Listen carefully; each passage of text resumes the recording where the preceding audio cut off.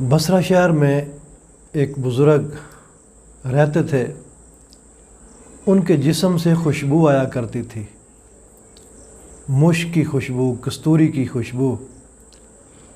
وہ معطر بزرگ تھے۔ ایک دن کسی نے اصرار کیا اور پوچھا کہ حضور آپ کا جسم معطر کیوں ہے؟ آپ کے جسم سے خوشبو آتی رہتی ہے۔ تو انہوں نے کہا کہ بات یہ ہے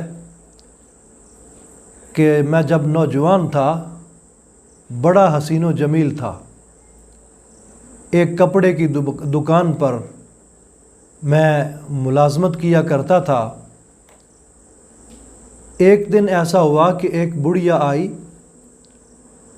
اس نے آ کر کپڑے نکلوائے، بہت سارے تھان اس نے نکلوائے، اور دکاندار سے کہا کہ میں یہ کپڑے گھر لے جانا چاہتی ہوں، وہاں جا کر اپنی بچیوں کو چیک کراؤں گی، جو پسند آئے گا وہ رکھ لیں گے، بقایا مال واپس بھیج دیں گے۔ تو آپ ایسا کریں کہ یہ نوجوان میرے ساتھ کر دیں تاکہ جاتے ہوئے کپڑے اٹھا لے اور واپس آتے ہوئے پیسے بھی لے آئے اور بقایا کپڑے بھی لے آئے۔ دکاندار نے کہا کہ ٹھیک ہے۔ وہ کہتے ہیں کہ وہ بڑھیا مجھے لے کر چلی، حتیٰ کہ ایک بہترین عالی شان کوٹھی میں مجھے اس نے بٹھایا اور خود باہر چلی گئی۔ تھوڑی ہی دیر گزری تو ایک حسین و جمیل عورت آئی، اس نے آ کے دروازہ بند کر دیا اور میرے قریب ہو کے بیٹھ گئی۔ وہ کہتے ہیں کہ میں نے اپنا سر، اپنی آنکھیں شرم سے جھکا لیں اور تھوڑا ہٹ گیا پیچھے، تو وہ پھر میرے پیچھے ہو گئی۔ وہ مجھے پکڑنا چاہتی تھی اور میرے ساتھ اپنا منہ کالا کرنا چاہتی تھی۔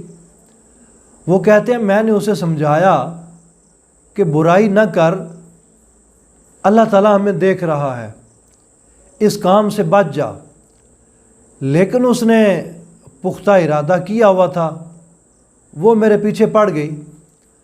تو کہتے ہیں میرے ذہن میں ایک تدبیر آئی، تجویز آئی کہ کس طرح میں گناہ سے اب بچ سکتا ہوں۔ فرماتے ہیں میں نے اس سے پوچھا کہ میں نے بیت الخلاء جانا ہے، مجھے اتنی اجازت دے دو۔ اس نے کہا ٹھیک ہے، بیت الخلاء جاؤ، واپس آ جاؤ۔ وہ کہتے ہیں میں جب بیت الخلاء میں پہنچا تو اپنا دل مضبوط کر کے میں نے یہ ارادہ کیا کہ وہاں کی گندگی میں نے اپنے جسم پر مل لی اور اپنے کپڑے گندے کر لیے تاکہ وہ مجھے دیکھ کر مجھ سے نفرت کرنے لگے، اور یہ سوچا کہ یہ گندگی تو دھل جائے گی، کپڑے دھل جائیں گے، جسم پاک ہو جائے گا، اور جس کام کی طرف مجھے یہ بلاتی ہے وہ اگر کام ہو گیا تو نہ جانے اللہ معاف کرے یا نہ کرے۔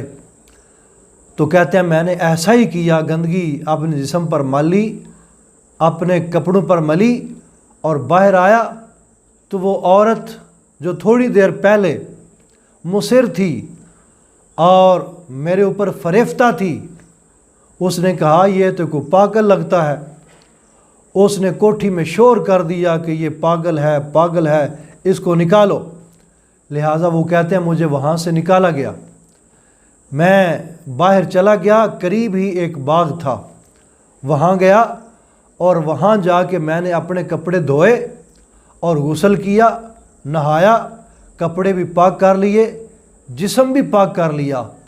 تو فرماتے ہیں رات کو جب میں سویا تو میں نے دیکھا ایک نورانی شخصیت آئی ہے، اور انہوں نے آ کر میرے چہرے پر اور میرے جسم پر، میرے لباس پر اپنا دست مبارک پھیرا ہے اور میرے جسم سے خوشبو پیدا ہو گئی۔ تو انہوں نے کہا کیا نوجوان تو جانتا ہے میں کون ہوں، تیری خواب میں آیا؟ اس نے کہا میں نہیں جانتا۔ تو انہوں نے جواب دیا کہ مجھے جبریل امین کہتے ہیں، میں روح الامین ہوں، میں سید الملائکہ ہوں، تو نے آج بڑا کارنامہ سر انجام دیا ہے، اللہ کے خوف سے अपने आप को गुनाह कबीरा से बचाया है, इसलिए तेरे इनाम के तौर पर मैं तेरे पास आया हूँ। तो वो फरमाते हैं कि मैं जब उठा तो मेरे जिस्म से खुशबू आ रही थी, मेरा सारा बदन मुअत्तर था, जो आज तक मेरे जिस्म से खुशबू आ रही है। तो ऐसा होता है, जो लोग बुराई की ताकत रखने के बावजूद, बुराई की पावर रखने के बावजूद और मौका महल होने के बावजूद और एक माहौल के बावजूद अपने आप को बुराई से बचाते हैं, अपने नफ्स को दबाते हैं, अपनी शहवत को ज़िबा करते हैं, फिर अल्लाह उन पर इस तरह करम नवाजियाँ फरमाता है, अल्लाह ताला इस तरह उन पर इनामात फरमाता है।